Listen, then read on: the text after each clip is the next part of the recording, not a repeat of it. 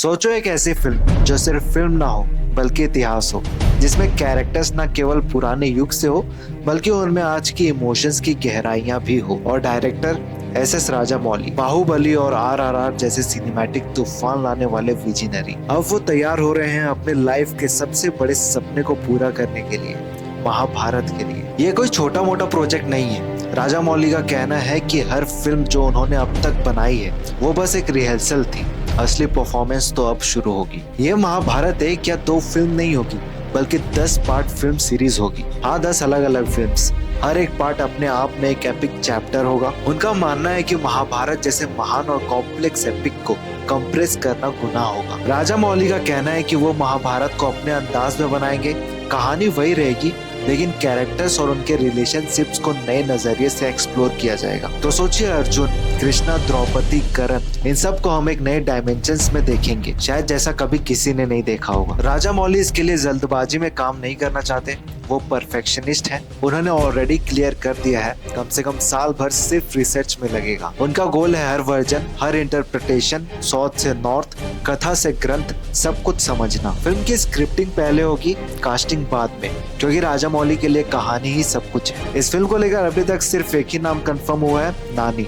हाँ, वही natural star नानी। हैदराबाद के एक इवेंट में राजामौली ने खुद अनाउंस किया कि नानी इस महाभारत का हिस्सा होंगे, लेकिन कौन सा रोल मिलेगा वो सस्पेंस अभी बाकी है। और बाकी कास्टिंग की अगर बात करें तो वो स्क्रिप्ट के बाद ही होगी, क्योंकि राजामौली चाहते हैं कि हर रोल के लिए बेस्ट फिट हो, फिर चाहे वो अर्जुन हो या भीष्मा, द्रौपदी हो या दुर्योधन। क्या हम दीपिका पादुकोण को द्रौपदी के रूप में देख सकते हैं, रणवीर सिंह या जूनियर NTR को करण या अर्जुन के रूप में? खैर, फिलहाल राजामौली का फोकस उनकी नेक्स्ट फिल्म SSMB 29 पर है, जिसमें महेश बाबू, प्रियंका चोपड़ा, ऋत्विराज सुकुमारन होंगे। ये ग्लोबल एक्शन एडवेंचर प्रोजेक्ट होगा और शूटिंग स्टार्ट होगी 2025 में ही, और महाभारत की जर्नी उसके बाद शुरू होगी। राजामौली खुद कहते हैं कि ये उनका ड्रीम प्रोजेक्ट है और हो सकता है डायरेक्टर के तौर पर ये उनका आखिरी प्रोजेक्ट भी हो। बाहुबली और RRR जैसी फिल्मों में सिर्फ एक्शन नहीं था, उनमें इमोशंस थे, लॉयल्टी थी, बिट्रेयल था और एक ग्रैंड स्केल था। राजामौली वही मैजिक महाभारत में भी लाना चाहते हैं। वो कहते हैं कि मैं चाहता हूँ कि मेरी महाभारत से आज की ऑडियंस भी कनेक्ट कर सके, इसीलिए कैरेक्टर में थोड़ा कंटेम्पररी सोल भी होगा। तो हो सकता है कि अर्जुन का इनर कॉन्फ्लिक्ट और करण का मॉरल डिलेमा और भी गहरा हो। कृष्णा के डायलॉग्स में शायद कुछ नए थॉट्स प्रोवोकिंग लेयर्स हो। देखो, 10 फिल्म्स बनाना कोई मजाक नहीं है।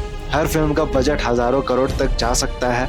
हर पार्ट को विजुअली, इमोशनली इम्पैक्टफुल बनाना होगा, लेकिन ये भी सच है कि अगर कोई ये काम कर सकता है तो वो सिर्फ SS राजामौली ही है। बाहुबली से उन्होंने इंडियन सिनेमा को इंटरनेशनल लेवल पे पहुंचाया है। RRR ने ग्लोबल अवार्ड्स जीते हैं। You guys are ready? They're all taken aback. RRR. What is this not? అది ఫైట్ లాగా ఉండాలి, మళ్ళీ డాన్స్ లాగా ఉండాలి। और अब महाभारत ये सिर्फ एक फिल्म नहीं होगी, ये इंडियन सिनेमा के लिए एक सिनेमैटिक रेवोल्यूशन हो सकता है। फैंस और इंडस्ट्री दोनों में एक्साइटमेंट का सुनामी है। नानी का होना एक सरप्राइज था, लेकिन अब सबका एक ही सवाल है, और कौन कौन इस महाभारत के हिस्सा हो सकते हैं। कई फिल्म ट्रेड्स का मानना है कि अगर ये विजन रियलिटी बना तो ये इंडियन सिनेमा का पहला फ्रेंचाइजी बन सकता है जो मार्वल लेवल पे कम्पीट करेगा। और अब SS राजामौली का महाभारत अब सिर्फ उनका सपना नहीं रहा, बल्कि यहाँ की ऑडियंस का भी सपना बन गया है। एक ऐसी कहानी जो हर भारतीय ने सुनी, अब उसे नए अंदाज में देखने का वक्त आ रहा है। तो अब सिर्फ इंतजार है एक मास्टरपीस का, एक सिनेमैटिक जर्नी का, जहाँ हर सीन इतिहास बनेगा। और जब ये फिल्म आएगी तो ये सिर्फ एक फिल्म नहीं होगी बल्कि एक एक्सपीरियंस होगा। तो आपको क्या लगता है, कौन सा एक्टर किस रोल के लिए बेस्ट होगा? कमेंट में हमें जरूर बताएं। और अगर आप भी इस एपिक प्रोजेक्ट के लिए एक्साइटेड हैं तो इस वीडियो को लाइक और चैनल को सब्सक्राइब करना मत भूलना, क्योंकि सारे अपडेट्स मैं आपको देता रहूंगा।